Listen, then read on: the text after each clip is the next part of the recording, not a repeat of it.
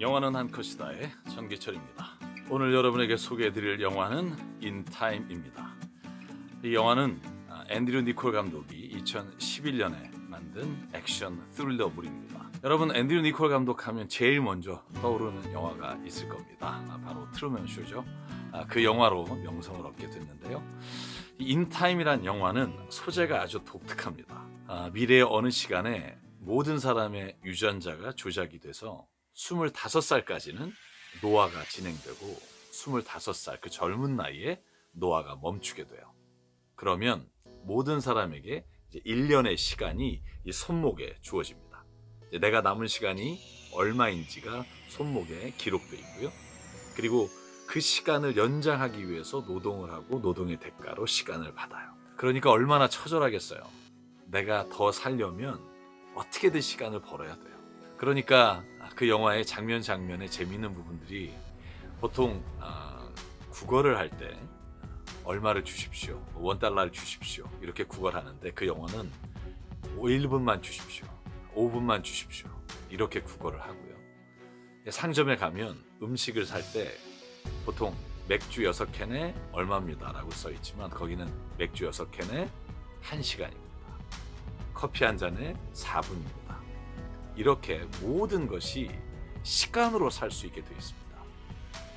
그러니까 가난한 사람 또 가진 것이 없는 사람은요, 삶의 시간도 줄어들어요. 그리고 빨리 죽게 됩니다. 이 하루를 연장하기 위해서 노동을 아무리 열심히 해도 어느 날 갑자기 버스비가 3배로 오르고 4배로 올라서 자기도 모르게 이 시간을 많이 써야 되고 빨리 죽게 돼요. 그래서 숫자가 0이 되면 어디에 있든지 죽는 겁니다. 그런데 이 시간을 내가 정말 사랑하는 사람에게 줄 수가 있어요. 그래서 손을 잡고 내가 몇 분의 시간 또 며칠을 주겠다 하면 그 사람에게 줄 수 있는 겁니다. 근데 이 영화의 주인공 윌이 나오는데요. 그 윌도 역시 가난한 동네, 그 동네에 살고 있는 평범한 사람입니다. 그런데 어느 날 그가 바에 가서 술을 한잔 하는데요. 그 바에 보지 못했던 아주 멋있는 양복을 입은 부자가 나타나요. 그 부자는 손에 116시간이 써 있는 거예요. 그런데 중요한 건 이렇게 시간이 많은 사람은 강도들이 습격해서 그 시간을 뺏고 죽인다는 거죠. 그날도 이 멋진 청년이 술을 사는데 보이는 건 25살 청년입니다만 그 사람은 100살이 넘었어요. 그런데 그 바에서 다른 사람에게도 술을 사는데 그때 강도가 이 사람이 시간을 뺏으려고 옵니다. 그리고 모든 사람은 다 도망가요. 왜냐하면 총을 든 강도가 나타나니까. 그때 윌은 숨어 있다가 이 사람이 너무 안 돼서서 그 사람을 데리고 탈출합니다. 그래서 정말 어렵게 도망가서 은신처로 숨게 됩니다.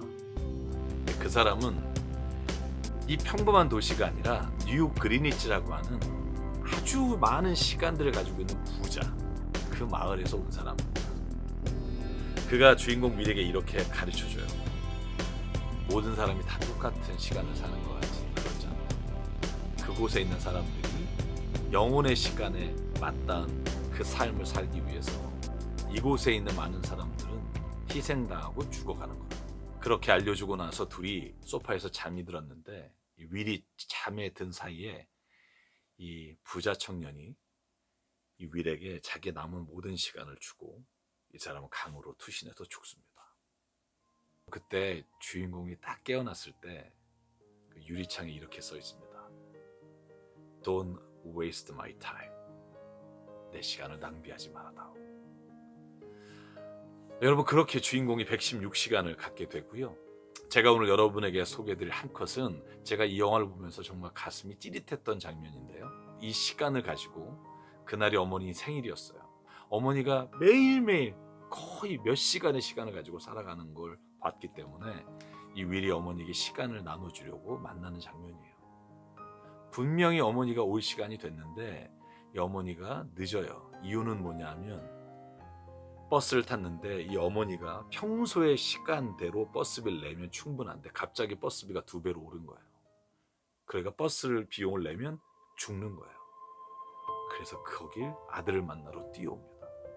막 뛰어오다가 바로 아들의 코앞에서 시간이 딱 0으로 멈추고 아들이 시간을 나눠줄 사이도 없이 아들에게 안겨 죽게 됩니다.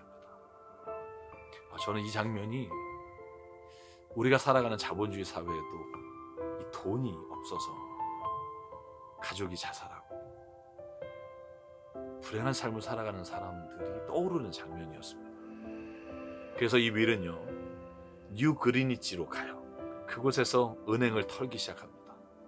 시간 은행을 털어서 앞으로 살 시간이 몇 분밖에 안 남은 사람들, 이런 사람들에게 시간을 다 나눠줘 버립니다.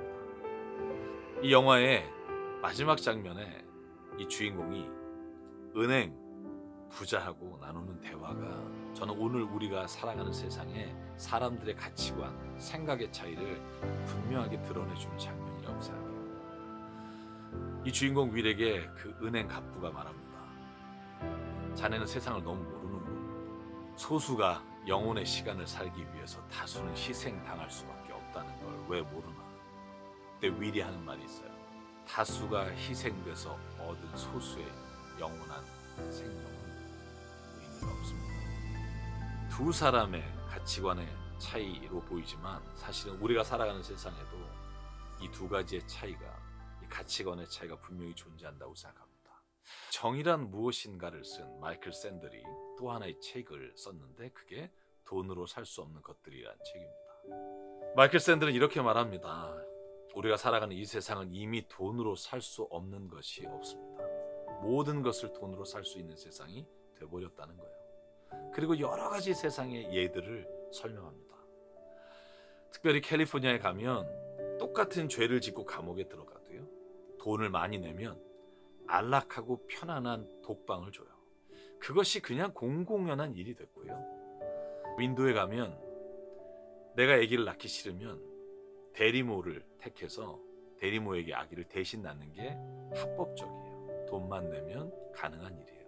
또 돈이 있으면 미국에서 명문대학교에 기부 입학을 할 수 있고요.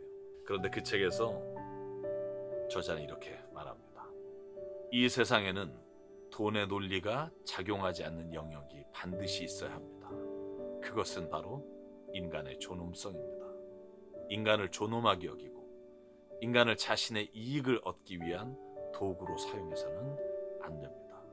저는 영화 인타임을 보면서 엄마가 시간이 없어서 눈앞에서 죽는 그 장면을 목격한 주인공의 마음으로 세상을 보면 저는 오늘 이 영화가 우리에게 외치는 목소리가 분명하다고 생각해요. 이 세상에는 반드시 돈으로 살 수 없는 것이 있어야 합니다.